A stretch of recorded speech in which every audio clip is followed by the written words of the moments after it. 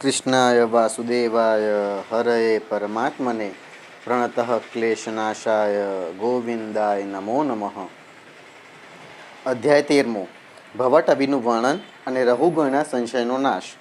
જડભરતે કહ્યું, હે રાજન, આ જીવ સમુદાય સુખરૂપી ધનમાં આસક્ત દેશ દેશાંતરમાં ફરી ફરીને વેપાર કરનારા વ્યાપારી સમૂહ જેવો છે.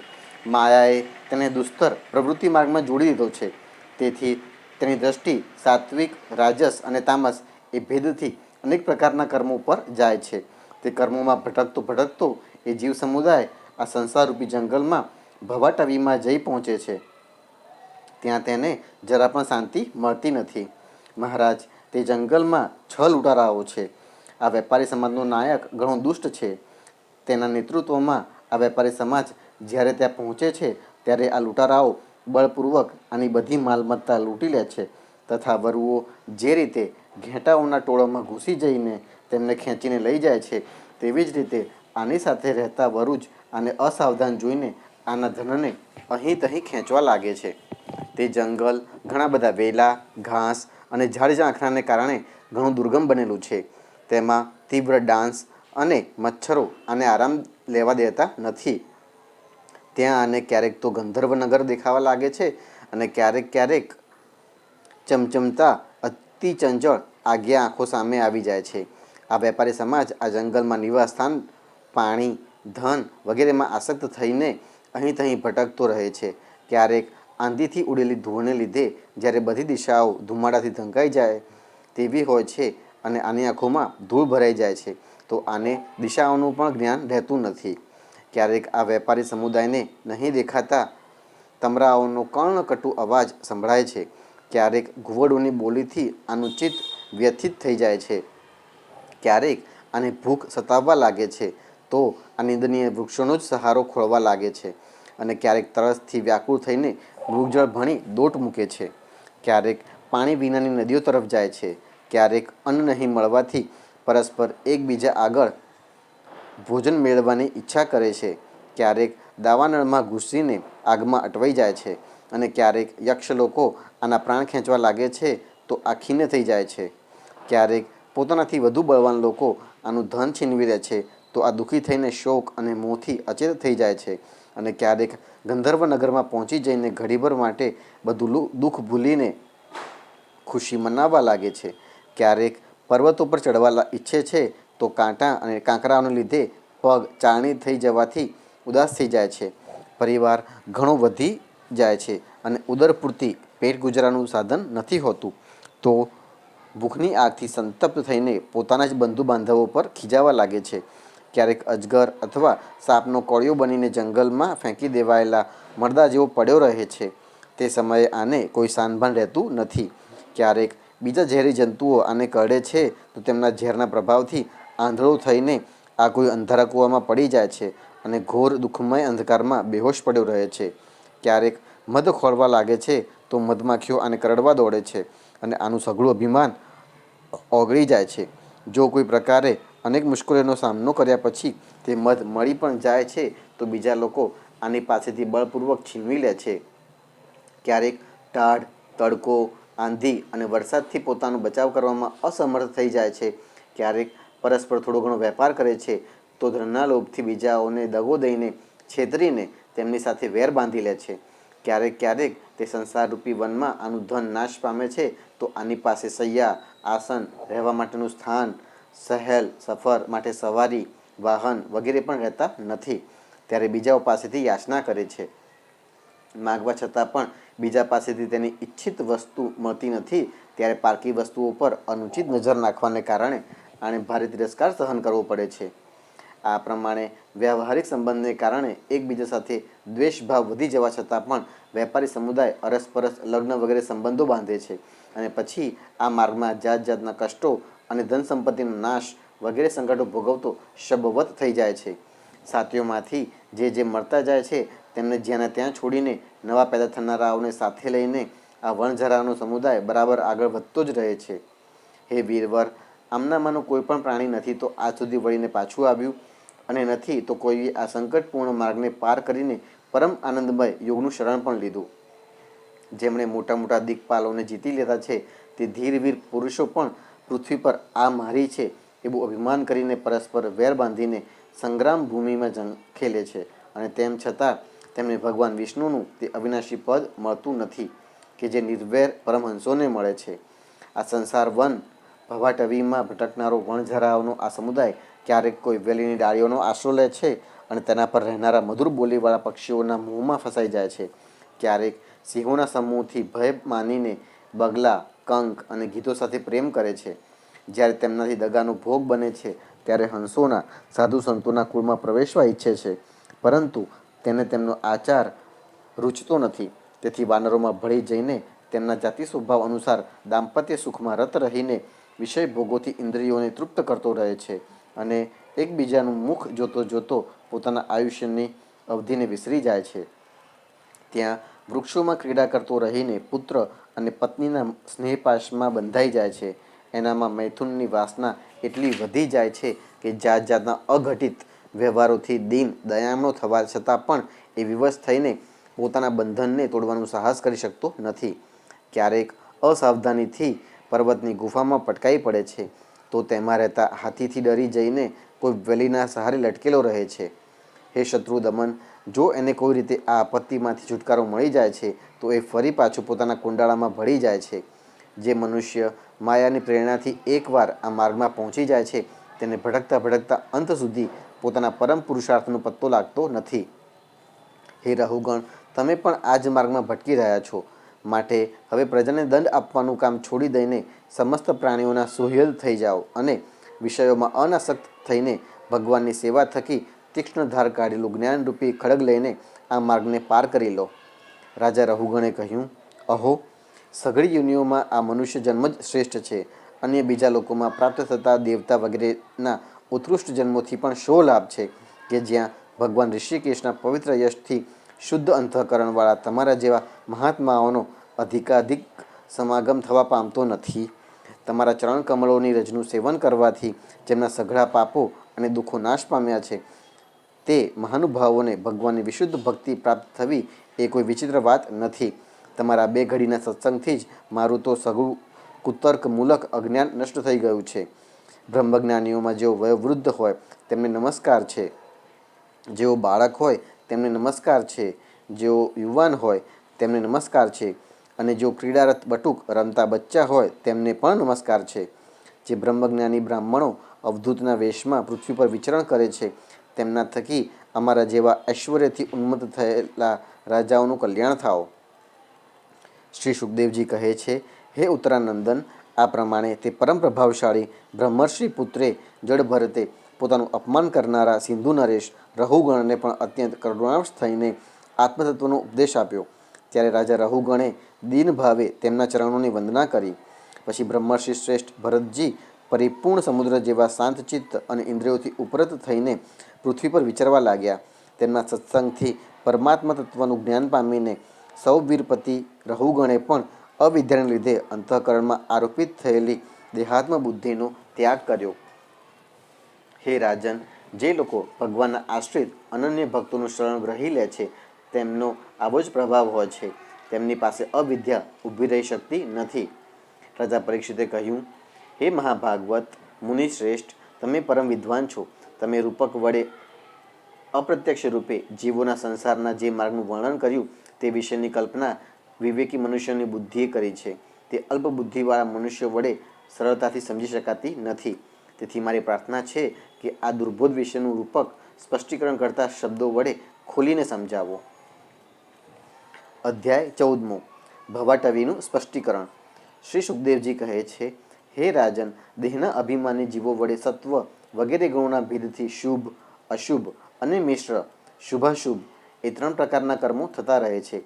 તે કર્મો દ્વારા જ નિર્માયેલો અનેક પ્રકારના શરીરો સાથે થતો સંયોગ, વિયોગ વગેરે રૂપે જે અનાદિ સંસાર જીવોને પ્રાપ્ત થાય છે તેના અનુભવના 6 દ્વાર છે: મન અને 5 જ્ઞાનેન્દ્રિયો. તેમને આધીન થઈને આ જીવ સમૂહ માર્ગ ભૂલીને ભયંકર જંગલમાં ભટકતો રહીને ધનના લોભી વણઝારાઓની જેમ પરમ સમર્થ ભગવાન વિષ્ણુને આશ્રિત રહેનારી માયાની પ્રેરણાથી ભયાનક જંગલ જેવા દુર્ગમ માર્ગે ચડીને સંસારરૂપી વનમાં જઈ પહોંચે છે. આ વન સ્મશાન જેવું અત્યંત અશુભ છે.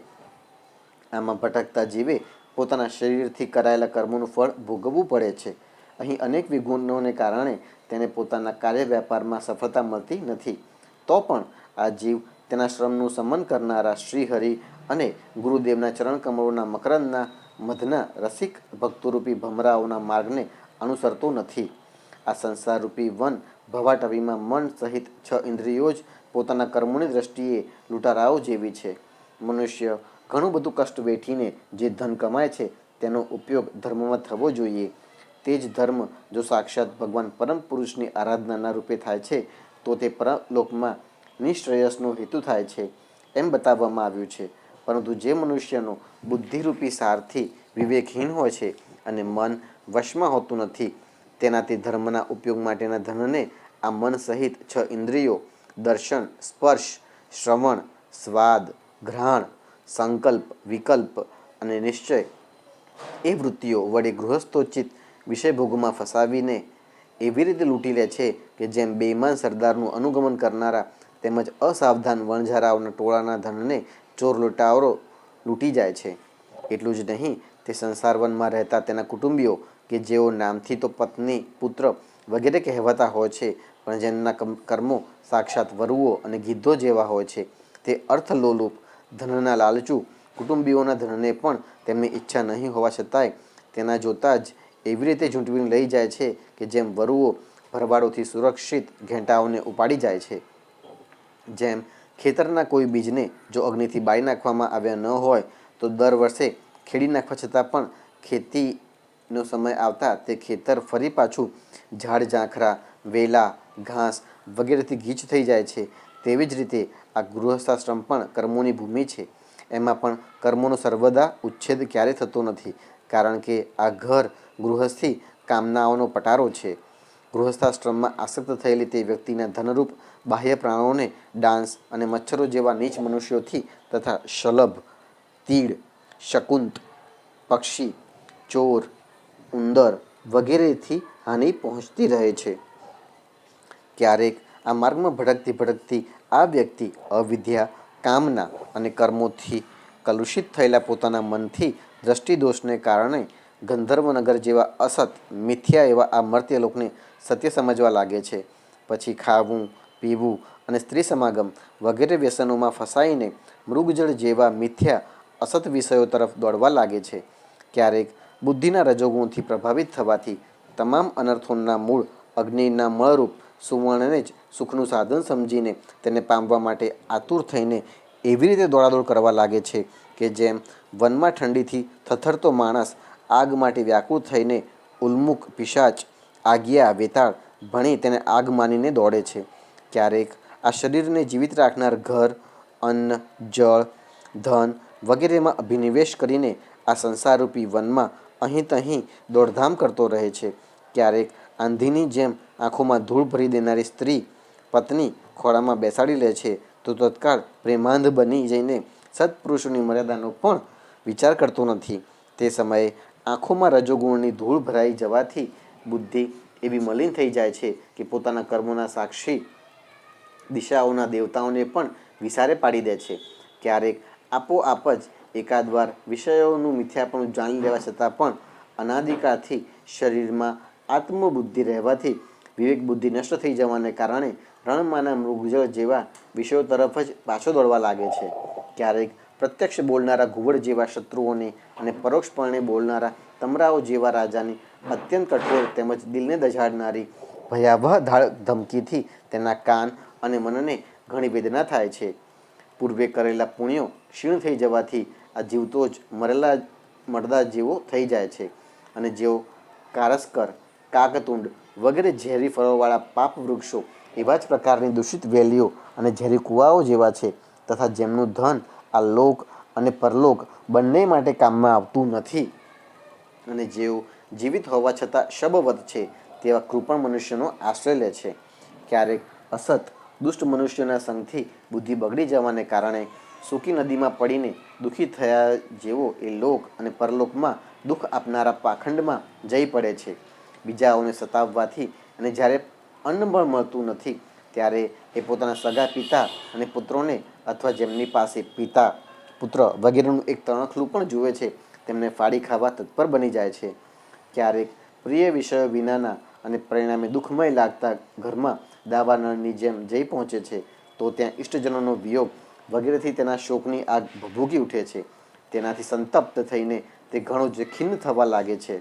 ક્યારેક કાળ જેવો ભયંકર રાજકુળરૂપ રાક્ષસ તેના પરમ પ્રિય ધનરૂપી પ્રાણને હરી લે છે ત્યારે તે શબવત નિર્જીવ થઈ જાય છે. ક્યારેક મનોરથના પદાર્થો જેવા અત્યંત મિથ્યા પિતા પિતામહ વગેરે સંબંધોને સત્ય માનીને તેમના સહવાસથી સ્વપ્નવત ક્ષણિક સુખ અનુભવે છે. ગૃહસ્થાશ્રમ માટે જે કર્મવિધિનો ઘણો વિસ્તાર કરવામાં આવ્યો છે તેનું અનુષ્ઠાન કોઈ પર્વતના કપરા ચઢાણ જેવું છે. લોકોને તે તરફ પ્રવૃત્તિ કરતા જોઈને તેમની દેખાદેખીથી જ્યારે આ પણ તે અનુષ્ઠાન પૂરું કરવાનો પ્રયત્ન કરે છે ત્યારે જાત જાતની મુશ્કેલીઓથી ક્લેશ પામીને કાંટા અને કાંકરાથી ભરેલી ભૂમિમાં જઈ પહોંચેલી વ્યક્તિની જેમ દુઃખી થઈ જાય છે.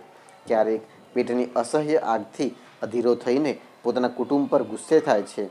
પછી જ્યારે નિદ્રારૂપ અજગરની ચુંગાલમાં ફસાઈ જાય છે ત્યારે અજ્ઞાનરૂપ ઘોર અંધકારમાં ડૂબીને સૂના વનમાં ફેંકી દીધેલા મરદા જેવો સૂતલો પડી રહે છે. તે સમયે તેને કોઈ વાતનું ભાન રહેતું નથી. ક્યારેક દુર્જનોરૂપી કરડનારા દંશ દેનારા જીવ એટલા કરડે છે, તિરસ્કાર કરે છે કે જેમના વડે આ બીજાઓને કરડતો હતો તેના તે ગર્વરૂપી દાંત તૂટી જાય છે. ત્યારે આને અશાંતિને કારણે ઊંઘ પણ આવતી નથી તથા મર્મવેદનાને કારણે ક્ષણે ક્ષણે વિવેક શક્તિ ક્ષીણ થતી રહેવાથી અંતે આંધળાની જેમ આ નરકરૂપ અંધારા કૂવામાં જઈ પડે છે. ક્યારેક વિષય સુખરૂપ મધુબિંદુઓને ખોળતો ખોળતો આ જ્યારે છાના છપના પરસ્ત્રી કે પરધનને તફડાવવા ઈચ્છે છે ત્યારે તેના સ્વામીઓ કે રાજાના હાથે માર્યો જઈને એવા નરકમાં જઈ પડે છે કે જેનો કોઈ પાર પત્તો નથી. આથી જ એવું કહેવાય છે કે પ્રવૃત્તિ માર્ગમાં રહીને કરેલા લૌકિક અને વૈદિક બંને પ્રકારના કર્મો જીવને સંસારની જ પ્રાપ્તિ કરાવે છે. જો કોઈ રીતે રાજા વગેરેના બંધનમાંથી આ છૂટી પણ જાય તો અન્યાયથી અપહરણ કરેલ તે સ્ત્રી કે ધનને દેવદત્ત નામની કોઈ બીજી વ્યક્તિ છીનવી લે છે અને તેની પાસેથી વળી વિષ્ણુમિત્ર નામની કોઈ ત્રીજી વ્યક્તિ આંચકી લે છે. આ પ્રમાણે તે ભોગો એક મનુષ્ય પાસેથી બીજા મનુષ્ય પાસે જતા રહેતા હોય છે, એક ઠેકાણે ઠરીને રહેતા નથી.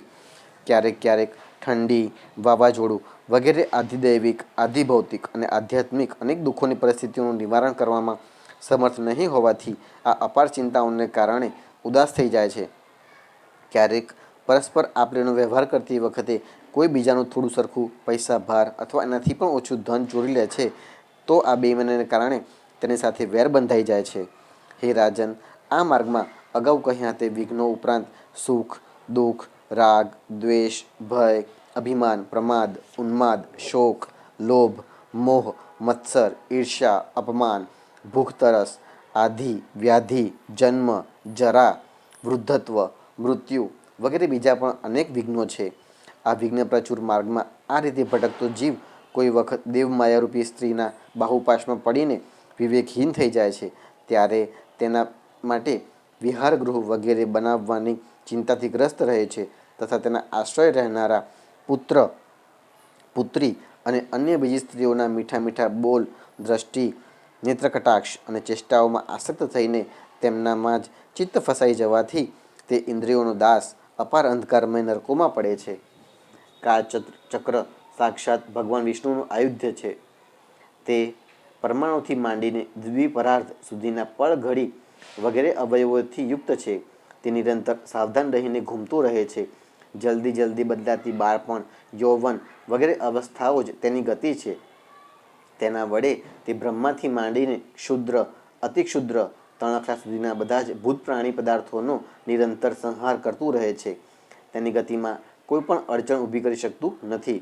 તેનો ભય રાખવા છતાં પણ જેમનું આ કાળચક્ર નિજી આયુધ છે તે સાક્ષાત ભગવાન યજ્ઞ પુરુષની આરાધના છોડીને આ મંદબુદ્ધિનો મનુષ્ય પાખંડીઓના ચક્કરમાં પડીને તેમના કંક, ગીધ, બગ અને બટેર જેવા આર્યશાસ્ત્રોએ બહિષ્કૃત કરેલા દેવતાઓનો આશ્રય લે છે કે જેમનો માત્ર વેદ બહારના અપ્રામાણિક આગમશાસ્ત્રોએ જ ઉલ્લેખ કર્યો છે.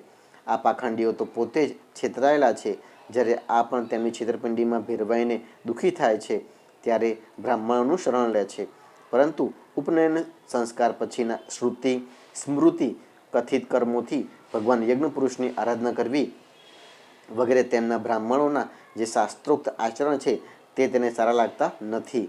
તેથી વેદોક્ત આચરણોને અનુકૂળ શુદ્ધિ પોતાનામાં નહીં હોવાને કારણે આ કર્મો વિનાના શુદ્ર કુળમાં પ્રવેશે છે કે જેનો સ્વભાવ વાનરોની જેમ કેવળ કુટુંબનું પોષણ અને સ્ત્રીનું સેવન કરવું એ જ છે.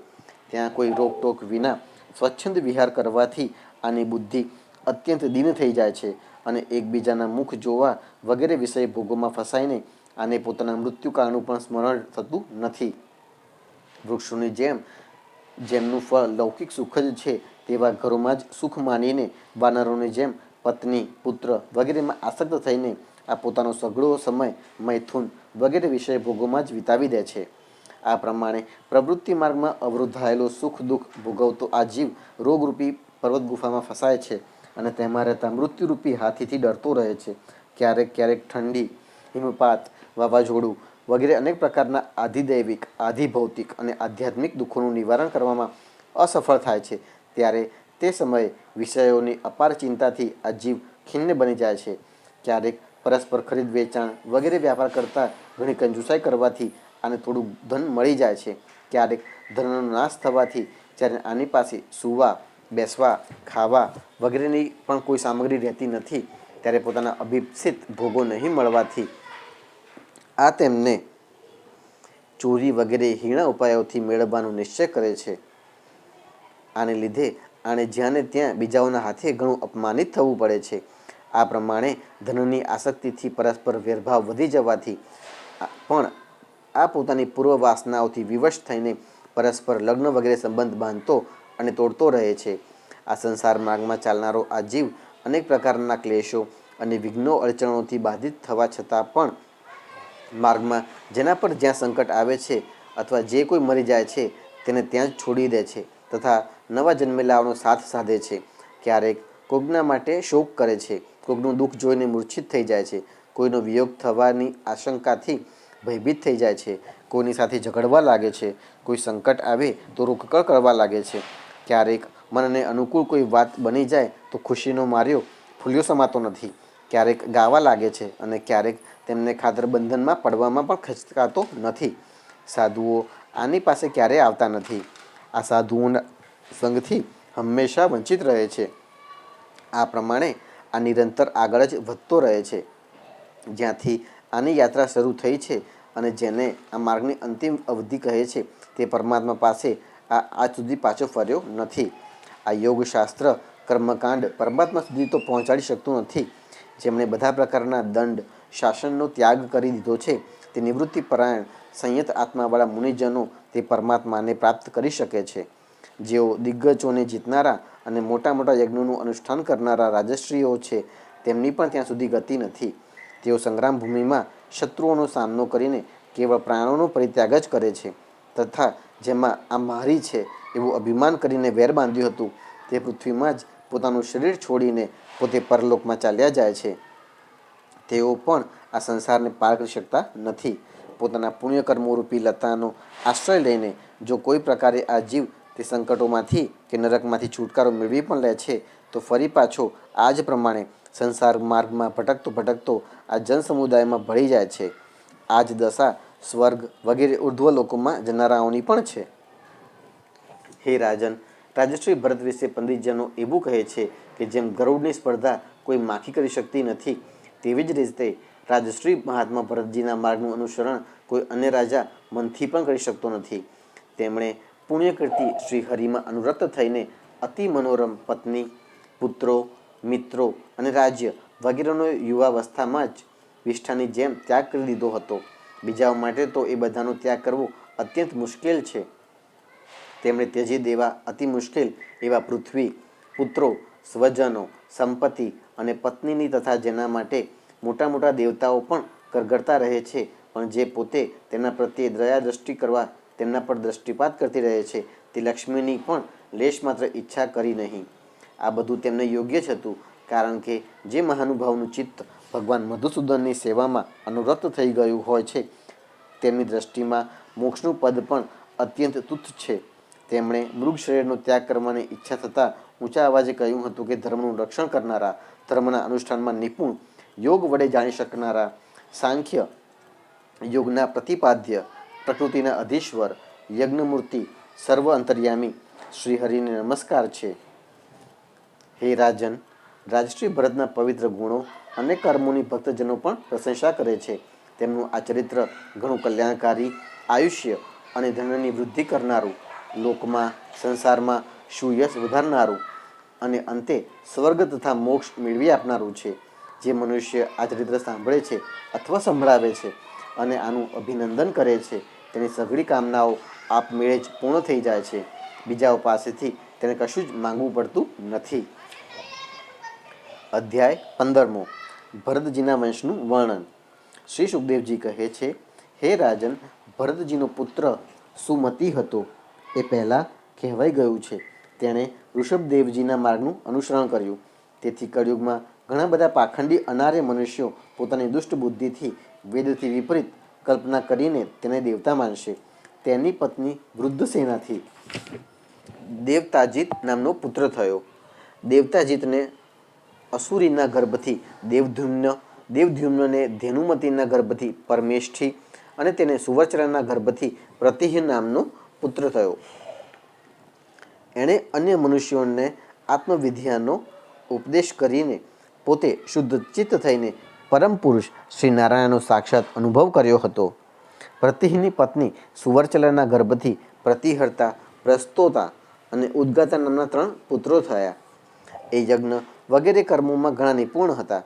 એમનામાંના પ્રતિહર્તાની પત્ની સ્તુતિ હતી. તેના ગર્ભથી અજ અને ભૂમા નામના 2 પુત્રો થયા. ભૂમાને ઋષિકુલ્યાથી ઉદ્ગીત અને દેવકુલ્યાથી પ્રસ્તાવ અને પ્રસ્તાવને નિયુત્સાના ગર્ભથી વિભુ નામનો પુત્ર થયો. વિભુને રતિના ઉદરથી પૃથુશેણ, પૃથુશેણને આકૃતિથી નક્ત અને નક્તને ધ્રુતિના ગર્ભથી ઉદારકીર્તિ રાજશ્રી શ્રેષ્ઠ ગયનો જન્મ થયો. એ જગતના રક્ષણ માટે સત્વગુણને અપનાવનારા સાક્ષાત ભગવાન વિષ્ણુના અંશ મનાતા હતા. સંયમ વગેરે અનેક ગુણોને કારણે તેમની મહાપુરુષોમાં ગણતરી કરવામાં આવે છે. મહારાજ ગયે પ્રજાનું પાલન પોષણ, રંજન, લાલન, અનુશાસન વગેરે કરીને તથા જાત જાતના યજ્ઞોનું અનુષ્ઠાન કરીને નિષ્કામ ભાવે માત્ર ભગવાનની પ્રસન્નતા માટે પોતાના ધર્મોનું આચરણ કર્યું. એનાથી તેમના બધા જ કર્મો સર્વશ્રેષ્ઠ પરમ પુરુષ પરમાત્મા શ્રીહરિને અર્પણ થઈને પરમાર્થરૂપ બની ગયા. એનાથી તથા બ્રહ્મવેતા મહાપુરુષોના ચરણોની સેવાથી તેમને ભક્તિયોગની પ્રાપ્તિ થઈ અને ત્યારે નિરંતર ભગવાનનું ચિંતન કરીને તેમણે પોતાનું ચિત્ત શુદ્ધ કર્યું અને શરીર વગેરે અનાત્મ પદાર્થોમાંથી અહંભાવ દૂર કરીને તેઓ પોતાના આત્માને બ્રહ્મરૂપ અનુભવવા લાગ્યા. આ બધું સંપન્ન થયેલું હોવા છતાં પણ તેઓ નિરભિમાની રહીને પૃથ્વીનું પાલન કરતા રહ્યા. હે પરીક્ષિત, પ્રાચીન ઇતિહાસને જાણનારા મહાત્માઓએ રાજશ્રી ગય વિશે આ ગાથા કહી છે. અહો, પોતાના કર્મોથી મહારાજ ગયની બરાબરી અન્ય કયો રાજા કરી શકે? તેઓ સાક્ષાત ભગવાનની કલા જ હતા. તેમના સિવાય અન્ય આ પ્રમાણે કોણ યજ્ઞોનું વિધિવત અનુષ્ઠાન કરનારો, મનસ્વી, બહુશ્રુત, ધર્મનું રક્ષણ કરનારો, લક્ષ્મીનો પ્રિય પાત્ર, સાધુ સમાજનો શિરોમણી અને સત્પુરુષોનો સાચો સેવક હોઈ શકે? સત્ય સંકલ્પવાળી પરમ સાધ્વી શ્રદ્ધા, મૈત્રી, દયા વગેરે દક્ષ કન્યાઓએ ગંગા સહિતની અનેક નદીઓના જળથી તેમનો અભિષેક કર્યો હતો તથા તેમની ઈચ્છા નહીં હોવા છતાં પણ વસુંધરાએ જેમ ગાય વાછરડાને સ્નેહથી દૂધ પીવડાવે છે તેવી જ રીતે તેમના ગુણો પર રીઝીને પ્રજાને ધનરત્નો વગેરે બધા જ અભિષ્ટ પદાર્થો આપ્યા હતા. તેમને કોઈ કામના ન હતી તો પણ વિદોક્ત કર્મોએ તેમને બધા પ્રકારના ભોગ આપ્યા. રાજાઓએ યુદ્ધભૂમિમાં તેમના બાણુથી સત્કૃત થઈને તેમને અનેક પ્રકારની ભેટ બક્ષિસો આપી તથા બ્રાહ્મણોએ તેમના દક્ષિણા વગેરે ધર્મોથી સંતુષ્ટ થઈને તેમને પરલોકમાં મળનારા પોતાના ધર્મોના ફળનો 6ઠ્ઠો ભાગ આપ્યો. તેમના યજ્ઞમાં વધુ પડતું સોમપાન કરવાથી ઇન્દ્ર ઉન્મત્ત થઈ ગયા હતા, છકી ગયા હતા તથા તેમણે અત્યંત શ્રદ્ધાપૂર્વક તથા વિશુદ્ધ અને નિશ્ચળ ભક્તિભાવથી સમર્પિત કરેલા યજ્ઞફળનું ભગવાન યજ્ઞપુરુષે સાક્ષાત પ્રગટ થઈને ગ્રહણ કર્યું હતું, જેમના તૃપ્ત થવાથી બ્રહ્માજીથી માંડીને દેવતાઓ, મનુષ્યો, પશુ પક્ષીઓ, વૃક્ષ, લતા સુધીના બધા જ જીવો તત્કાળ તૃપ્ત થઈ જાય છે. તે વિશ્વાત્મા શ્રી હરિ નિત્ય તૃપ્ત હોવા છતાં પણ રાજશ્રી ગયના યજ્ઞમાં તૃપ્ત થઈ ગયા હતા. તેથી તેમની બરાબરી કોઈ બીજી વ્યક્તિ કેવી રીતે કરી શકે? મહારાજ ગયના ગયંતીના ગર્ભથી ચિત્રરથ, સુગતિ અને અવરોધન નામના 3 પુત્રો થયા. તેમના ચિત્રરથની પત્ની ઉંગણાથી સમ્રાટનો જન્મ થયો. સમ્રાટનું ઉત્કલાથી મરીચી અને મરીચીનું બિંદુમતીથી બિંદુમાન નામનો પુત્ર થયો. તેનો સર્ગાથી મધુ, મધુનો સુમનાથી વીરવ્રત અને વીરવ્રતના ભુજાથી મંથુ અને પ્રમંથુ નામના 2 પુત્રો થયા. તેમના મંથુનો સત્યાના ગર્ભથી ભૌવન, ભૌવનનો દૂષણાના ઉદરથી ત્વષ્ટા, ત્વષ્ટાનો વિરોચનાથી વિરજ અને વિરજના શુચિ નામની પત્નીથી શતજીત વગેરે 100 પુત્રો અને 1 પુત્રી જન્મ્યા. વિરજ વિશે આ શ્લોક પ્રસિદ્ધ છે. જેમ ભગવાન વિષ્ણુ દેવતાઓની શોભા વધારે છે, તેવી જ રીતે પ્રિયવ્રતના વંશને એમાં સૌના પછી ઉત્પન્ન થયેલા રાજા વિરજે પોતાના સુયશથી વિભૂષિત કર્યો હતો. અધ્યાય 16 ભુવનકોશનું વર્ણન. રાજા પરીક્ષિત બોલ્યા, હે મુનિવર, જ્યાં સુધી સૂર્યનો પ્રકાશ છે અને જ્યાં સુધી તારાગણ સહિત ચંદ્રદેવ દેખાય છે, ત્યાં તે હદ સુધી તમે ભૂમંડળનો વિસ્તાર બતાવ્યો છે.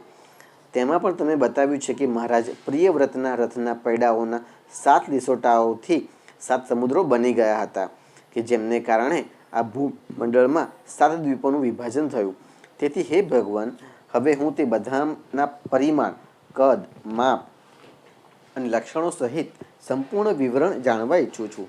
કારણ કે જે મન ભગવાનના આ ગુણમય સ્થૂળ વિગ્રહમાં જોડાઈ શકે છે, તેનું તેમના તે ભગવાનના વાસુદેવ નામક સ્વયં પ્રકાશ નિર્ગુણ બ્રહ્મરૂપ સૂક્ષ્મતમ સ્વરૂપમાં પણ જોડાવાનું સંભવિત છે. તેથી હે ગુરુદેવ, આ વિષયનું વિશદપણે વર્ણન કરવાની કૃપા કરો.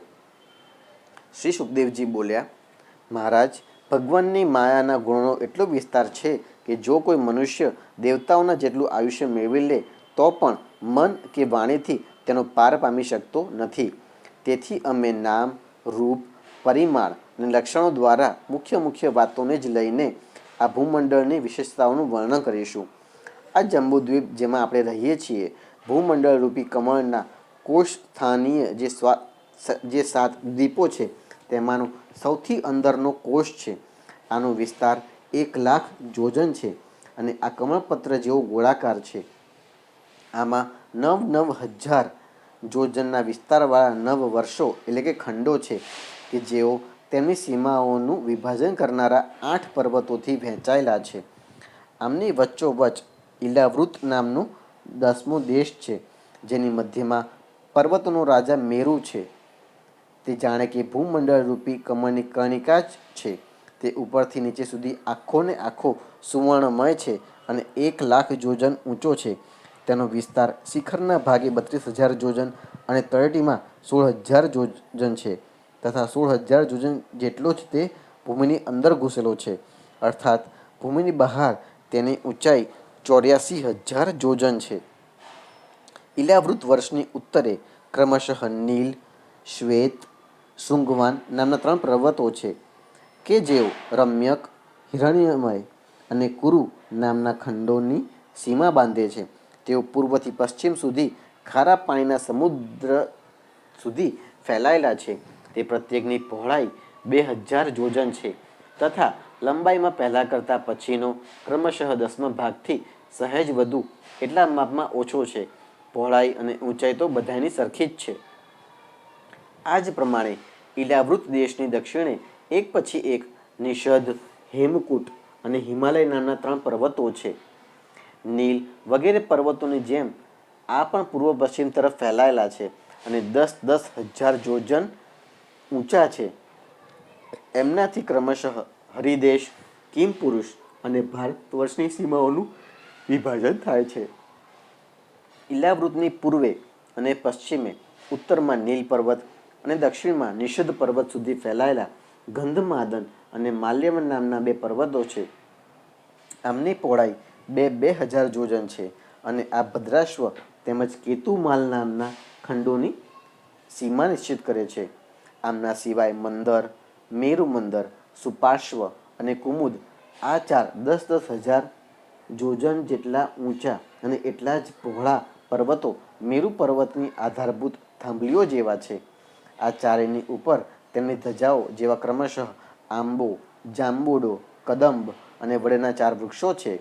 આમાંનું પ્રત્યેક વૃક્ષ 1100 જોજન ઊંચું છે અને એટલો જ તેમની શાખાઓનો વિસ્તાર છે. આમની જાડાઈ 100 જોજન છે. હે ભરત શ્રેષ્ઠ, આ પર્વતો ઉપર 4 સરોવરો પણ છે, જે ક્રમશઃ દૂધ, મધ, ઇક્ષુરસ એટલે કે શેરડીનો રસ અને મીઠા જળથી ભરેલા છે.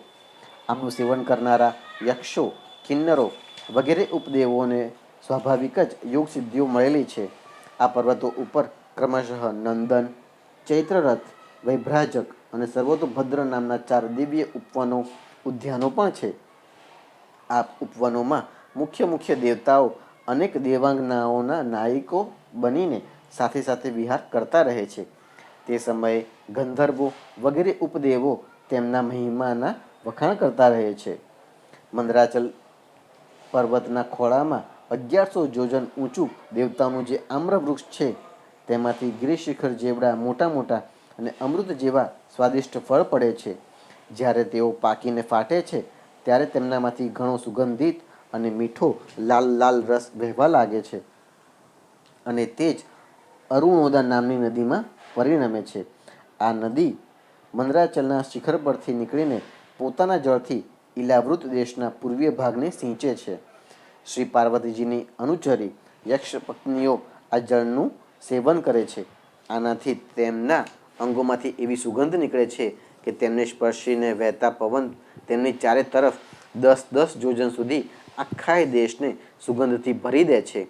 આ જ પ્રમાણે જાંબુડાના વૃક્ષમાંથી હાથી જેવડા મોટા ઘણું કરીને ઠળિયા વિનાના ફળ પડે છે.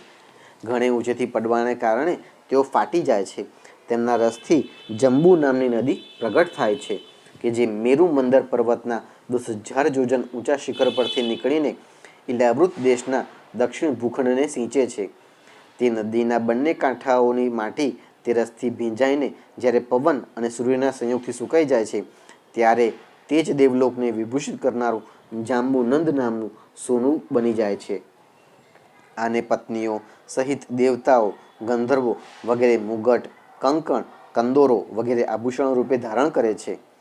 સુપાર્શ્વ પર્વત ઉપર જે વિશાળ કદંબ વૃક્ષ છે, તેની 5 બખોલોમાંથી મધની ખૂબ મોટી 5 ધારાઓ નીકળે છે. આ ધારાઓ સુપાર્શ્વના શિખર પરથી પડીને ઇલાવૃત દેશના પશ્ચિમ ભાગને પોતાની સુગંધથી સુવાસિત કરે છે. જે લોકો આ ધારાઓના મધનું પાન કરે છે, તેમના મુખમાંથી નીકળેલો સુગંધિત વાયુ શ્વાસ પોતાની ચારે તરફ 100 જોજન સુધી મહેક ફેલાવી દે છે. આ જ પ્રમાણે કુમુદ પર્વત પર શતવલ્શ નામનું જે વડનું વૃક્ષ છે, તેની જટાઓ વડવાઈઓમાંથી નીચે તરફ વહેતા અનેક નદ વહેડા નીકળે છે. તે બધા ઈચ્છાનુસાર ભોગ આપનારા છે. તેમનામાંથી દૂધ, દહીં, મધ, ઘી, ગોળ, અન્ન, વસ્ત્ર, શૈયા, આસન, આભૂષણ વગેરે બધા જ પદાર્થો મળી રહે છે. આ બધા નદ કુમુદના શિખર પરથી નીકળીને ઇલાવૃત દેશના ઉત્તરીય ભાગને સિંચે છે. આમણે આપેલા પદાર્થોનો ઉપભોગ કરવાથી ત્યાંની પ્રજાની ચામડીમાં કરચલીઓ પડી જવી, વાળ પાકી જવા, પળિયા આવવા, થાક લાગવો, શરીરે પરસેવો થવો તથા દુર્ગંધ નીકળવી, ઘડપણ, રોગ, મૃત્યુ, ઠંડી ગરમીની પીડા, શરીર ફિક્કું પડી જવું, તેજહીન થઈ જવું, અંગ તૂટવા વગેરે કષ્ટો ક્યારેય સતાવતા નથી અને તેમને જીવન પર્યંત પૂરેપૂરું સુખ મળે છે.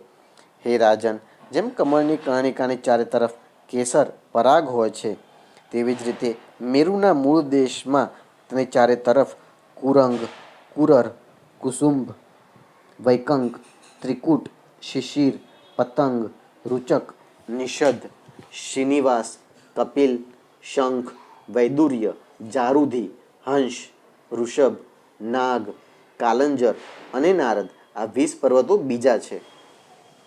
આ ઉપરાંત મેરુની પૂર્વ તરફ જઠર અને દેવકૂટ નામના બે પર્વતો છે કે જેઓ 18 જોજન લાંબા તથા 2,000 જોજન જેટલા પહોળા અને ઊંચા છે. આ જ પ્રમાણે પશ્ચિમ તરફ પવન અને પારિયાત્ર, દક્ષિણ તરફ કૈલાસ અને કરવીર તથા ઉત્તર તરફ ત્રિશુંગ અને મકર નામના પર્વતો છે. આ 8 પહાડોથી ચારે બાજુએ ઘેરાયેલો સુવર્ણમય મેરુ પર્વત અગ્નિ જેવો ઝગમગતો રહે છે. કહે છે કે મેરુના શિખરના મધ્યમાં ભગવાન બ્રહ્માજીની સુવર્ણમય નગરી છે, જે આકારમાં સમચોરસ તથા કરોડ જોજનના વિસ્તારવાળી છે. તેની નીચે પૂર્વ વગેરે 8 દિશાઓ, ઉપદિશાઓમાં તેમના અધિપતિ ઇન્દ્ર વગેરે 8 લોકપાલોની 8 નગરીઓ છે તથા તેઓ પોતપોતાના સ્વામીને અનુરૂપ તે દિશાઓમાં રહે છે તથા પરિમાણમાં બ્રહ્માજીની નગરીના ચોથા ભાગ જેવડી છે. અધ્યાય 17મો. ગંગાજીનું વિવરણ અને ભગવાન શંકરે કરેલી શંકર્ષણ દેવની સ્તુતિ. શ્રી સુખદેવજી કહે છે, હે રાજન, રાજા બલિની યજ્ઞશાળામાં સાક્ષાત યજ્ઞમૂર્તિ ભગવાન વિષ્ણુએ ત્રણેય લોકને માપવા માટે જ્યારે પોતાનો ચરણ ફેલાવ્યો ત્યારે તેમના ડાબા ચરણના અંગૂઠાના નખથી બ્રહ્માંડ કટાહનો ઉત્તરનો ભાગ ફાટી ગયો. તે છિદ્રમાં થઈને બ્રહ્માંડમાંથી બહારના જળની જે ધારા અંદર આવી તે ભગવાનના ચરણ કમળને ધોવાથી તેમાં લાગેલા કેસરના ભળવાથી લાલ થઈ ગઈ. તે નિર્મળ જળ પ્રવાહનો સ્પર્શ થતાં જ સંસારના સઘળા પાપ નષ્ટ થઈ જાય છે, પરંતુ તે પોતે તો સર્વથા નિર્મળ જ રહે છે. અગાઉ તેને અન્ય કોઈ નામે નહીં કહેતા ભગવત પદી જ કહેવામાં આવતો હતો. તે પ્રવાહ હજારો યુગ વીત્યા પછી સ્વર્ગના શિરોભાગમાં આવેલા ધ્રુવલોકમાં ઉતર્યો, જેને વિષ્ણુપદ પણ કહે છે. હે વીરવ્રત પરીક્ષિત, તે ધ્રુવલોકમાં ઉત્તાનપાદના પુત્ર પરમ ભાગવત ધ્રુવજી રહે છે. તેઓ પ્રતિદિન વધતા જતા ભક્તિભાવથી આ અમારા કુળ દેવતાનું ચરણોદક છે તેવું માનીને આજે પણ તે જળને ઘણા આદરપૂર્વક મસ્તક પર ચડાવે છે. તે સમયે પ્રેમના આવેશને કારણે તેમનું હૃદય અત્યંત ગદગદ થઈ જાય છે. ઉત્કંઠાને લીધે વિવશ થઈને મીચેલા બંને નેત્ર કમળોમાંથી નિર્મળ આંસુની ધારા વહેવા લાગે છે અને શરીરમાં રોમાંચ થઈ આવે છે. આના પછી આત્મનિષ્ઠ સપ્તર્ષિઓ તેમના પ્રભાવને જાણતા હોવાથી આ જ તપસ્યાની આત્યંતિક સિદ્ધિ છે એવું માનીને તેને આજે પણ આ પ્રમાણે આદરપૂર્વક પોતાની જટામાં તેવી જ રીતે ધારણ કરે છે કે જેમ મુમુક્ષુઓ પોતાને પ્રાપ્ત થયેલી મુક્તિને માથે ચડાવે છે. આમ તો એ અત્યંત નિષ્કામ છે. શરૂઆતમાં ભગવાન વાસુદેવની નિશ્ચળ ભક્તિને જ પોતાનું પરમ ધન માનીને તેમણે બીજી બધી જ કામનાઓને ત્યજી દીધી છે, ત્યાં સુધી કે એ આત્મજ્ઞાનને પણ તેની સામે કોઈ ચીજ સમજતા નથી. ત્યાંથી ગંગાજી કરોડો વિમાનોથી ઘેરાયેલા આકાશમાંથી ઉતરીને ચંદ્રમંડળને ભીંજવતા મેરુના શિખર પર બ્રહ્મપુરીમાં આવે છે. ત્યાં તેઓ સીતા, અલકનંદા, ચક્ષુ અને ભદ્રા એ નામની 4 ધારાઓમાં વિભાજિત થઈ જાય છે તથા અલગ અલગ 4 દિશાઓમાં વહેતા અંતે નદીઓના સ્વામી સમુદ્રમાં જઈ ભળે છે. આમાંની સીતા બ્રહ્મપુરીમાંથી નીકળીને કેસર પર્વત વગેરે શિખરોમાં થઈને નીચે તરફ વહેતી ગંધમાદનના શિખરો પર આવે છે અને ભદ્રાશ્વ દેશને ભીંજવીને પૂર્વ તરફ ખારા સમુદ્રમાં જઈ મળે છે. આ જ પ્રમાણે ચક્ષુ નામની ધારા માલ્યવાન પર્વતના શિખર પર જઈ પહોંચીને ત્યાંથી કશા અવરોધ વિના કેતુમાલ દેશમાં વહેતી પશ્ચિમ તરફ ક્ષાર સમુદ્રમાં મળી જાય છે. ભદ્રા નામની ધારા મેરુ પર્વતના શિખર પરથી ઉત્તર તરફ આવે છે તથા એક પર્વતથી બીજા પર્વત પર થઈને છેવટે શૃંગવાન પર્વતના શિખરેથી નીચે ઉતરીને ઉત્તર કુરુ દેશમાં થઈને ઉત્તર તરફ વહેતી સમુદ્રમાં જઈને મળે છે. અલકનંદા બ્રહ્મપુરીમાંથી દક્ષિણ તરફ ઉતરીને અનેક ગિરી શિખરોને વટાવતી હેમકૂટ પર્વત પર જઈ પહોંચે છે. ત્યાંથી અત્યંત તીવ્ર વેગથી હિમાલયના શિખરોને ચીરતી ભારત વર્ષમાં આવે છે અને પછી દક્ષિણ તરફ સમુદ્રમાં જઈ મળે છે. આમાં સ્નાન કરવા આવનારા મનુષ્યો માટે પદે પદે વારંવાર થતા અશ્વમેઘ, રાજસૂય વગેરે યજ્ઞોનું ફળ પણ દુર્લભ નથી, અર્થાત તે સહજપણે પ્રાપ્ત થાય છે. પ્રત્યેક ખંડમાં મેરુ વગેરે પર્વતોમાંથી નીકળતા બીજા પણ સેંકડો નદીઓ છે. આ બધા ખંડોમાં એક ભારત વર્ષ જ કર્મભૂમિ છે, બાકીના 8 દેશો તો સ્વર્ગવાસી મનુષ્યોના સ્વર્ગ ભોગોમાંથી બચેલા શેષ પુણ્યોને ભોગવવાના સ્થાન છે. તેથી તેમને પૃથ્વીલોકના સ્વર્ગ પણ કહે છે. ત્યાંના દેવતુલ્ય મનુષ્યોનું માનવીય ગણતરી મુજબ 10,000 વર્ષનું આયુષ્ય હોય છે. તેમનામાં 10,000 હાથીઓનું બળ હોય છે તથા તેમના વજ્ર જેવા સુદૃઢ શરીરમાં જે શક્તિ, યૌવન અને ઉલ્લાસ હોય છે તેને કારણે તેઓ દીર્ઘકાળ પર્યંત સાંસારિક વિષયો ભોગવતા રહે છે. અંતે ભોગ સમાપ્ત થતાં જ્યારે તેમના આયુષ્યનું ફક્ત 1 જ વર્ષ શેષ રહે છે ત્યારે તેમની પત્નીઓ ગર્ભધારણ કરે છે. આ પ્રમાણે ત્યાં હંમેશા ત્રેતાયુગના જેવો સમય બનેલો રહે છે. ત્યાં એવા આશ્રમો, ભવનો અને રાષ્ટ્રો, પર્વતોની ઘાટીઓ છે કે જેમના સુંદર વનો, ઉપવનો, બધી ઋતુઓના ફૂલોના ગુચ્છ, ફળો અને નવીન પલ્લવોની શોભાના ભારથી ઝૂકેલી ડાળીઓવાળા અને વેલીઓથી વીંટળાયેલા વૃક્ષોથી સુશોભિત છે. ત્યાં નિર્મળ જળથી ભરેલા એવા જળાશયો પણ છે કે જેમાં જાત જાતના નવીન કમળો ખીલેલા રહે છે અને તે કમળોની સુગંધથી આનંદિત થઈને રાજહંસ, જળમરઘો, કારંડવ, સારસ, ચક્રવાક વગેરે પક્ષીઓ ભાતભાતની બોલીઓ બોલે છે તથા વિભિન્ન જાતોના મત ભમરાઓ મધુર મધુર ગુંજરાઓ કરતા રહે છે. તે આશ્રમો, ભવનો, ઘાટીઓ તથા જળાશયોમાં ત્યાંના દેવેશ્વરો પોતાની પરમ સુંદર દેવાંગનાઓ સાથે તેમના કામોન્માદક સૂચક હાસ્યવિલાસ અને ક્રીડા કટાક્ષોથી મન અને નયન આકૃષ્ટ થઈ જવાને કારણે જળક્રીડા વગેરે અનેક પ્રકારની ક્રીડાઓ કરતા સ્વચ્છંદ વિહાર કરે છે તથા તેમના મુખ્ય અનુચરો અનેક પ્રકારની સામગ્રીઓથી તેમનો આદર સત્કાર કરતા રહે છે.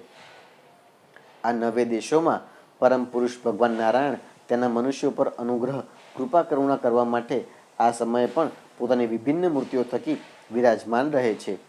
ઇલાવૃત દેશમાં એકમાત્ર ભગવાન શંકર જ પુરુષ છે.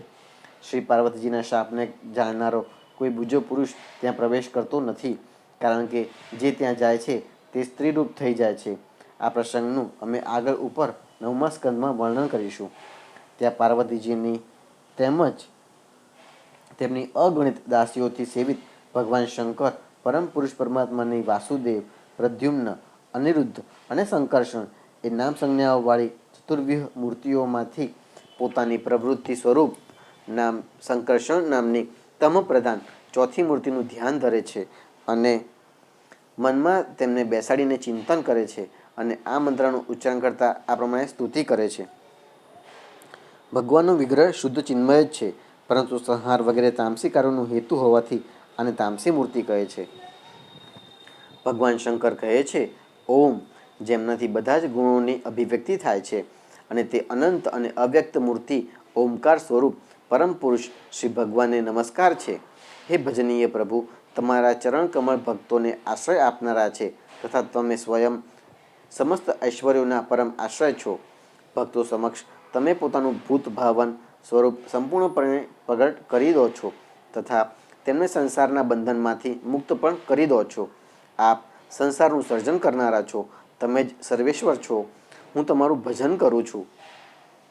હે પ્રભુ, અમે ક્રોધના આવેગને જીતી શક્યા નથી તથા અમારી દ્રષ્ટિ તત્કાળ પાપથી લેપાઈ જાય છે, પરંતુ તમે તો સંસારનું નિયમન કરવા માટે તેના સઘળા વ્યાપારોને સાક્ષી રૂપે નિરંતર જોતા રહો છો.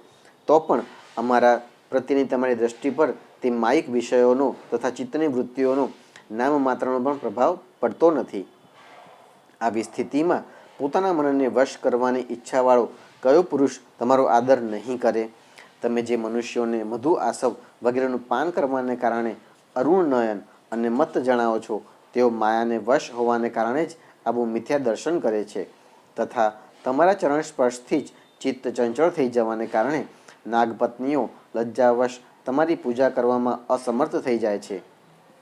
વેદ મંત્રો તમને જગતની ઉત્પત્તિ, સ્થિતિ અને લયનું કારણ બતાવે છે, પરંતુ તમે સ્વયં આ ત્રણેય વિકારોથી રહિત છો. તેથી ઋષિઓ તમને અનંત કહે છે. તમારા સહસ્ત્ર મસ્તકો પર આ ભૂમંડળ સરસવના દાણાની જેમ રહેલું છે અને તમને તો એ પણ ખબર નથી હોતી કે તે ક્યાં રહેલું છે. જેમનાથી ઉત્પન્ન થયેલો હું અહંકાર રૂપ પોતાના ત્રિગુણમય તેજથી દેવતાઓ, ઇન્દ્રિયો અને ભૂતોની રચના કરું છું, તે વિજ્ઞાનના આશ્રય ભગવાન બ્રહ્માજી પણ તમારા જ મહતત્વ નામક પ્રથમ ગુણમય સ્વરૂપ છે.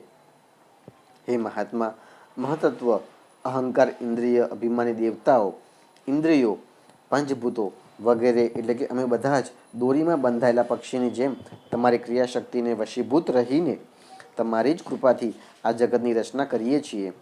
સત્વ વગેરે ગુણોની સૃષ્ટિથી મોહિત થયેલો આ જીવ તમારી જ રચેલી તથા કર્મબંધનમાં બાંધનારી માયાને તો કદાચ ક્યારેક જાણી પણ લે છે, પરંતુ તેનાથી મુક્ત થવાનો ઉપાય તેને સહેલાઈથી માલુમ પડતો નથી. આ જગતની ઉત્પત્તિ અને પ્રલય એ પણ તમારા જ રૂપ છે. આવા તમને હું વારંવાર નમસ્કાર કરું છું. અધ્યાય 18. ભિન્ન ભિન્ન વર્ષો ખંડોનું વર્ણન. શ્રી સુખદેવજી કહે છે, હે રાજન, ભદ્રાશ્વ વર્ષમાં ધર્મપુત્ર ભદ્રશ્રવા અને તેમના મુખ્ય સેવકો ભગવાન વાસુદેવની હયગ્રીવ નામની ધર્મમયી પ્રિય મૂર્તિને અત્યંત સમાધિ નિષ્ઠા વડે હૃદયમાં સ્થાપિત કરીને આ મંત્રનો જપ કરતા રહીને આ પ્રમાણે સ્તુતિ કરે છે. ભદ્રશ્રવા અને તેમના સેવકો કહે છે, ચિત્તને વિશુદ્ધ કરનારા ઓમકાર સ્વરૂપ ભગવાન ધર્મને નમસ્કાર છે. અહો, ભગવાનની કેવી વિચિત્ર લીલા છે કે જેને કારણે આ જીવ સમસ્ત લોકોનો સંહાર કરનારા કાળને જોવા છતાં પણ જોતો નથી અને તુચ્છ વિષયોનું સેવન કરવા માટે પાપમય વિચારોમાં રચ્યો રહે છે. પોતાના જ હાથે પોતાના પુત્ર, પિતા વગેરેના શબને બાળવા છતાં પણ પોતે જીવતો રહેવાની ઈચ્છા કરે છે. વિદ્વાનો જગતને નશ્વર બનાવે છે અને સૂક્ષ્મદર્શી આત્મજ્ઞાનીઓ એવું જ જુએ પણ છે, તો પણ હે અજન્મા પ્રભુ, તમારી માયાથી લોકો મોહિત થઈ જાય છે. તમે અનાદિ છો તથા તમારા કાર્ય પણ વિસ્મયજનક છે. હું તમને નમસ્કાર કરું છું. હે પરમાત્મા, તમે અકર્તા છો અને માયાના આવરણથી રહિત છો, તો પણ જગતની ઉત્પત્તિ, સ્થિતિ અને પ્રલય એ તમારા જ કર્મો માનવામાં આવ્યા છે. તે તો બરાબર જ છે.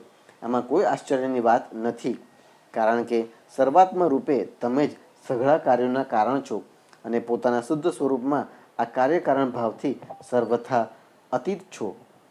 તમારો વિગ્રહ મનુષ્ય અને ઘોડાનું સંયુક્ત રૂપ છે.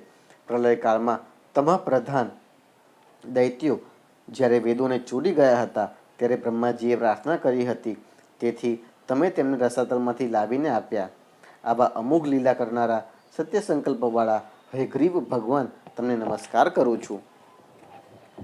હરિવર્ષ ખંડમાં ભગવાન નરસિંહ રૂપે રહે છે. તેમણે આ રૂપ જે કારણે ધારણ કર્યું હતું તેનું વર્ણન આગળ ઉપર 7મા સ્કંદમાં કરવામાં આવશે. ભગવાનના તે રૂપની ઉપાસના તે દેશના અન્ય મનુષ્યો સહિત મહાભાગવત પ્રહલાદજી અનન્ય ભક્તિભાવથી કરે છે. આ પ્રહલાદજી મહાપુરુષોને યોગ્ય ગુણોથી સંપન્ન છે તથા તેમણે પોતાના શીલ અને આચરણથી દૈત્યો અને દાનવોના કુળને પવિત્ર કરી દીધું છે. તેઓ આ મંત્ર તથા સ્તોત્રનો જપપાઠ કરે છે.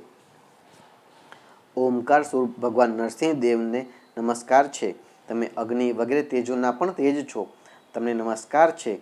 હે વજ્રનખ, હે વજ્રદંતી, તમે અમારી સમક્ષ પ્રગટ થાઓ. અમારી કર્મ વાસનાઓને ભસ્મ કરી દો. અમારા અજ્ઞાન રૂપી અંધકારનો નાશ કરો. ઓમ સ્વાહા. અમારા અંતઃકરણમાં અભયદાન દેતા પ્રકાશિત થાઓ. ઓમ ક્ષોમ. હે નાથ, વિશ્વનું કલ્યાણ થાઓ. દુષ્ટોની બુદ્ધિ શુદ્ધ થાઓ. બધા પ્રાણીઓમાં પરસ્પર સદ્ભાવના થાઓ. બધા જ એકબીજાના હિતનું ચિંતન કરો. અમારું ચિત્ત શુભ માર્ગમાં પ્રવૃત્ત થાઓ અને અમારી બુદ્ધિ નિષ્કામ ભાવે ભગવાન શ્રીહરિમાં પ્રવેશ કરો. હે પ્રભુ, પત્ની, પુત્ર, ઘર, ધન સંપત્તિ, ભાઈ ભાંડુઓમાં અમારી આસક્તિ ન થાઓ. જો થાય તો કેવળ ભગવાનના પ્રેમી ભક્તોમાં જ થાઓ. જે સંયમી મનુષ્ય કેવળ શરીર નિર્વાહને યોગ્ય અન્ન વગેરેથી સંતુષ્ટ રહે છે, તેને જેટલી જલ્દીથી સિદ્ધિ પ્રાપ્ત થાય છે તેવી ઇન્દ્રિય લોલુપ મનુષ્યને થતી નથી. ભગવાનના તે ભક્તોના સંગથી ભગવાનના તીર્થતુલ્ય પવિત્ર ચરિત્રો સાંભળવા મળે છે કે જે તેમની અસાધારણ શક્તિના તેમજ પ્રભાવના સૂચક હોય છે. તેમનું વારંવાર સેવન કરનારાઓના શ્રવણ માર્ગે ભગવાન હૃદયમાં પ્રવેશ કરે છે અને તેમના તમામ પ્રકારના શારીરિક અને માનસિક મળોનો નાશ કરી દે છે. પછી ભલા ભગવાનના તે ભક્તોનો સંગ કરવાનું કોણ નહીં ઈચ્છે? જે મનુષ્યોની ભગવાનમાં નિષ્કામ ભક્તિ છે. તેના હૃદયમાં સમસ્ત દેવતાઓ ધર્મ, જ્ઞાન વગેરે સમસ્ત સદ્ગુણો સહિત નિત્ય નિવાસ કરે છે. પરંતુ જે ભગવાનનો ભક્ત નથી તેનામાં મહાપુરુષોના તે ગુણ આવી જ ક્યાંથી શકે? તે તો જાત જાતના સંકલ્પો કરીને નિરંતર તુચ્છ બાહ્ય વિષયો તરફ જ દોડતો રહે છે. જેમ માછલીઓને જળ અત્યંત પ્રિય હોય છે, તેમના જીવનનો આધાર હોય છે, તેવી જ રીતે સાક્ષાત શ્રીહરિ જ સમસ્ત શરીરધારીઓના પ્રિયતમ આત્મા છે. તેમને ત્યજીને જો કોઈ મહત્વાભિમાની મનુષ્ય ઘરમાં આસક્ત રહે છે, તો તે સ્થિતિમાં સ્ત્રી પુરુષોનું મોટાપણું કેવળ આયુષ્ય ઉંમરને લીધે જ માનવામાં આવે છે, ગુણોની દ્રષ્ટિએ નહીં. તેથી હે અસુરો, તમે તૃષ્ણા, રાગ, વિષાદ, ક્રોધ, અભિમાન, ઈચ્છા, ભય, દીનતા અને માનસિક સંતાપના મૂળ તથા જન્મ મરણરૂપી સંસાર ચક્રના વાહક ઘર વગેરેને ત્યજીને ભગવાન નરસિંહજીના નિર્ભય ચરણ કમળોનો આશ્રય લો. કેતુમાલ દેશમાં લક્ષ્મીજીનું તથા સંવત્સર નામના પ્રજાપતિના પુત્ર પુત્રીઓનું પ્રિય કાર્ય કરવા માટે ભગવાન કામદેવ રૂપે નિવાસ કરે છે. રાત્રિની અભિમાની દેવતારૂપ તે પુત્રીઓની અને દિવસના અભિમાની દેવતારૂપ તે પુત્રોની સંખ્યા મનુષ્યના 100 વર્ષના આયુષ્યના દિવસો અને રાત્રિઓ જેટલી એટલે કે 36,000 છે. અને તેઓ જ તે દેશના અધિપતિ છે. તે પુત્રીઓ પરમ પુરુષ શ્રી નારાયણના શ્રેષ્ઠ અસ્ત્ર સુદર્શન ચક્રના તેજથી ડરી જાય છે. તેથી પ્રત્યેક વર્ષના અંતે તેમના ગર્ભ નાશ પામીને પડી જાય છે. ભગવાન પોતાના સુલલિત ગતિ વિલાસથી સુશોભિત મધુર મધુર મંદસ્મિતથી મનોહર લીલાસભર સુકુમાર નેત્રકટાક્ષથી કંઈક ઉપસેલા સુંદર ભવાની રમણીય છટા વડે મુખકમળનું અપાર સૌંદર્ય ઉલેચીને સૌંદર્ય દેવી લક્ષ્મીને આનંદિત કરે છે અને પોતે પણ આનંદિત થતા રહે છે. શ્રી લક્ષ્મીજી પરમ સમાધિ યોગ વડે ભગવાનના તે માયારૂપ સ્વરૂપની રાત્રિના સમયે પ્રજાપતિ સંવત્સરની પુત્રીઓ સાથે અને દિવસે તેમના પતિઓ સાથે આરાધના કરે છે તથા તેઓ આ મંત્રનો જપ કરતા રહીને ભગવાનની સ્તુતિ કરે છે. જેઓ ઇન્દ્રિયોના નિયંતા નિયામક અને તમામ શ્રેષ્ઠ વસ્તુઓના ભંડાર છે, ક્રિયાશક્તિ, જ્ઞાનશક્તિ અને સંકલ્પ શક્તિ વગેરે ચિત્તના ધર્મોના અને તેમના વિષયોના અધીશ્વર છે. 11 ઇન્દ્રિયો અને 5 વિષયો એ 16 કળાઓથી યુક્ત છે. વેદોક્ત કર્મો કરવાથી પ્રાપ્ત થાય છે તથા અન્નમય, અમૃતમય અને સર્વમય છે. તે માનસિક, ઇન્દ્રિયક તેમજ શારીરિક બળ સ્વરૂપ પરમ સુંદર ભગવાન કામદેવને ઓમ હ્યમ હિમ હુમ આ બીજ મંત્રો સહિત સર્વ બાજુથી નમસ્કાર છે. હે ભગવાન, તમે ઇન્દ્રિયોના અધીશ્વર છો.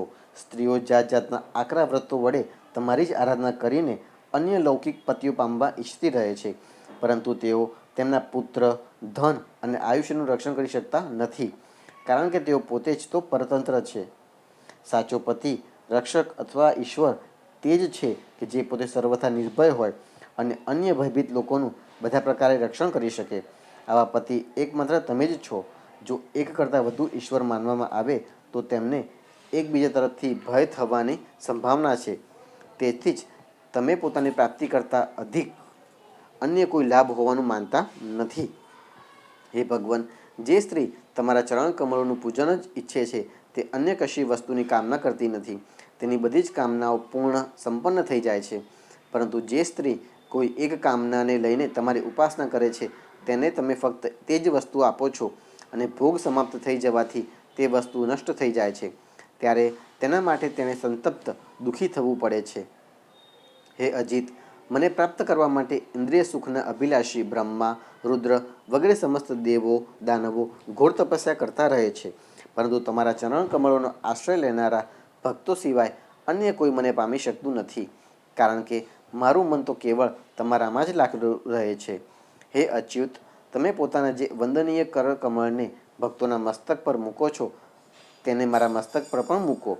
હે વરેણ્ય, તમે મને કેવળ શ્રી લાંછન રૂપે પોતાના વક્ષસ્થળમાં જ ધારણ કરો છો, તે તમે સર્વ સમર્થ છો. તમે પોતાની માયાથી જે લીલાઓ કરો છો તેનું રહસ્ય કોણ જાણી શકે? રમ્યક વર્ષ ખંડમાં ભગવાને ત્યાંના અધિપતિ મનુને અગાઉના સમયમાં પોતાનું પરમ પ્રિય મત્સ્ય રૂપ બતાવ્યું હતું. મનુજી આ સમયે પણ ભગવાનના તેજ રૂપની અત્યંત ભક્તિભાવપૂર્વક ઉપાસના કરે છે અને આ મંત્રનો જપ કરતા રહીને સ્તુતિ કરે છે. સત્વપ્રધાન મુખ્ય પ્રાણ, સૂત્રાત્મા તથા મનોબળ, ઇન્દ્રિય બળ અને શરીર બળ ઓમકાર પદના અર્થ સર્વશ્રેષ્ઠ ભગવાન મહામત્સ્યને વારંવાર નમસ્કાર છે. હે પ્રભુ, નટ જે રીતે કઠપુતળીઓને નચાવે છે તેવી જ રીતે તમે બ્રાહ્મણ વગેરે નામની દોરીથી સમસ્ત વિશ્વને પોતાને આધીન કરીને નચાવી રહ્યા છો. તેથી જ તમે જ સૌના પ્રેરક છો. તમને બ્રહ્મા વગેરે લોકપાલો પણ જોઈ શકતા નથી, તો પણ તમે સમસ્ત પ્રાણીઓની અંદર પ્રાણરૂપે અને બહાર વાયુ રૂપે નિરંતર સંચાર કરતા રહો છો. વેદ જ તમારો મહાન શબ્દ છે. એકવાર ઇન્દ્રિય વગેરે ઇન્દ્રિયોના અભિમાની દેવતાઓને પ્રાણ સ્વરૂપ તમારાથી દ્વેષ થયો ત્યારે તમારા અલગ થઈ જવાથી તેઓ અલગ અલગ અથવા પરસ્પરમાં મળીને પણ મનુષ્ય, પશુ, સ્થાવર, જંગમ વગેરે જેટલા શરીર દેખાય છે તેમાંના કોઈનું પણ ઘણો પ્રયત્ન કરવા છતાંય રક્ષણ કરી શક્યા નહીં. હે અજન્મા પ્રભુ, તમે મારા સહિત સમસ્ત ઔષધિઓ, વનસ્પતિઓ અને વેલીઓના આશ્રયરૂપ આ પૃથ્વીને લઈને મોટા મોટા પ્રચંડ મોજાઓવાળા પ્રલયકાલીન સમુદ્રમાં ભારે ઉત્સાહથી વિહાર કર્યો હતો. તમે સંસારના સમસ્ત પ્રાણી સમુદાયના નિયંતા છો. મારા તમને નમસ્કાર છે. હિરણમય દેશમાં ભગવાન કચ્છપ રૂપ ધારણ કરીને રહે છે. તેના રહેવાસીઓ સહિત પિતૃરાજ આર્યમાં ભગવાનની તે પ્રિયતમ મૂર્તિની ઉપાસના કરે છે અને આ મંત્રનો નિરંતર જપ કરતા રહીને આ પ્રમાણે સ્તુતિ કરે છે. જેઓ સઘળા સત્વગુણોથી યુક્ત છે, જળમાં વિચરતા રહેવાને કારણે જેમના સ્થાનનું કોઈ નિશ્ચિતપણું નથી તથા જેઓ કાળની મર્યાદાની બહાર છે, તે ઓમકાર સ્વરૂપ સર્વાધાર ભગવાન કચ્છપને વારંવાર નમસ્કાર છે. હે ભગવાન, અનેક રૂપોમાં પ્રતીત થતું આ દ્રશ્ય પ્રપંચ જો કે મિથ્યા જ છે, તેથી તેની વાસ્તવમાં કોઈ સંખ્યા નથી, તો પણ માયાથી પ્રકાશિત થનારું આપણું જ રૂપ છે. એવા અનિર્વચનીય સ્વરૂપ તમને મારા નમસ્કાર છે. એકમાત્ર તમે જ જરાયુજ, સ્વેદજ, અંડજ, ઉદ્ભિજ, જંગમ, સ્થાવર, દેવતા, ઋષિ, પિતૃ, ભૂત, ઇન્દ્રિય, સ્વર્ગ, આકાશ, પૃથ્વી, પર્વત, નદી, સમુદ્ર, દ્વીપ, ગ્રહ, તારા વગેરે વિભિન્ન નામોથી પ્રસિદ્ધ છો. તમે અસંખ્ય નામો, રૂપો અને આકૃતિઓવાળા છો. કપિલ વગેરે વિદ્વાનોએ તમારામાં 24 તત્વોની સંખ્યાની કલ્પના કરી છે, પરંતુ તત્વજ્ઞાન થવાથી તે તત્વોની પણ નિવૃત્તિ થઈ જાય છે. પછી તેને સર્વત્ર આપ જ દેખાઓ છો. સાંખ્ય સિદ્ધાંત સ્વરૂપ તમને મારા નમસ્કાર છે.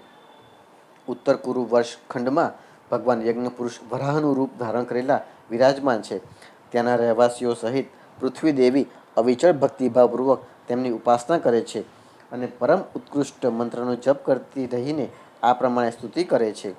જેમને તત્વ મંત્રોથી જાણી શકાય છે, જેઓ યજ્ઞ અને ક્રતુરૂપ છે તથા મોટા મોટા યજ્ઞો જેમના અંગ છે, તે ઓમકાર સ્વરૂપ શુક્લ કર્મમય ત્રિયુગ મૂર્તિ પુરુષોત્તમ વરાહ ભગવાનને વારંવાર નમસ્કાર છે. જેમ ઋત્વિજો અરણીના લાકડાના ટુકડાઓમાં છુપાયેલા અગ્નિને ઘર્ષણ વડે પ્રગટ કરે છે, તેવી જ રીતે કર્મની આસક્તિ અને કર્મના ફળની કામનાને લીધે છુપાયેલા તમારા રૂપનું દર્શન કરવાની ઈચ્છાથી પરમ પ્રવીણ પંડિતો પોતાના વિવેકયુક્ત મનરૂપી વલોણાથી શરીર અને મનને વલોવી નાખે છે. આ પ્રકારે વલોવવાથી પોતાના સ્વરૂપને પ્રગટ કરનારા તમને નમસ્કાર છે. ચિંતન તથા યમ નિયમો વગેરે યોગના અંગોના સાધનથી જેમની બુદ્ધિ નિશ્ચયાત્મક થઈ ગઈ છે, તે મહાપુરુષો માયાના દ્રવ્ય, વિષય, ક્રિયા, ઇન્દ્રિય વાપર, હેતુ, ઇન્દ્રિયના અધિષ્ઠાતા દેવતા, અયન એટલે કે શરીર, ઈશ, કાળ, કર્તા, અહંકાર વગેરે કાર્યોને જોઈને તેમના અધિષ્ઠાનમાં રહેનારા પરમાત્માના વાસ્તવિક સ્વરૂપનો નિશ્ચય કરે છે. તેમને વારંવાર નમસ્કાર છે. જેમ લોઢું જડ હોવા છતાં પણ લોહચુંબકના સાનિધ્ય માત્રથી હાલવા ચાલવા લાગે છે, તેવી જ રીતે જે સર્વસાક્ષીની ઈચ્છા માત્રથી કે જે ઈચ્છા પોતાને માટે નહીં બલકે સમસ્ત પ્રાણીઓ માટેની હોય છે, પ્રકૃતિ પોતાના ગુણો વડે જગતની ઉત્પત્તિ, સ્થિતિ અને પ્રલય કરતી રહે છે, એવા સમસ્ત ગુણો અને કર્મોના સાક્ષી તમને નમસ્કાર છે. તમે જગતના કારણભૂત આદિ વરાહ છો. જેમ એક હાથી બીજા હાથીને પછાડે છે, તેવી જ રીતે ગજરાજની જેમ ક્રીડા કરતા તમે યુદ્ધમાં પોતાના પ્રતિદ્વંદી હિરણ્યાક્ષ દૈત્યને કચડી નાખીને મને એટલે કે પૃથ્વીને પોતાની દાઢોની અણી પર રાખીને રસાતલથી પ્રલય સમુદ્રમાંથી બહાર નીકળી આવ્યા હતા. એવા સર્વશક્તિમાન પ્રભુ આપને હું વારંવાર નમસ્કાર કરું છું. કૃષ્ણાય વાસુદેવાય હરએ પરમાત્મને પ્રણતઃ ક્લેશનાશાય ગોવિંદાય નમો નમઃ.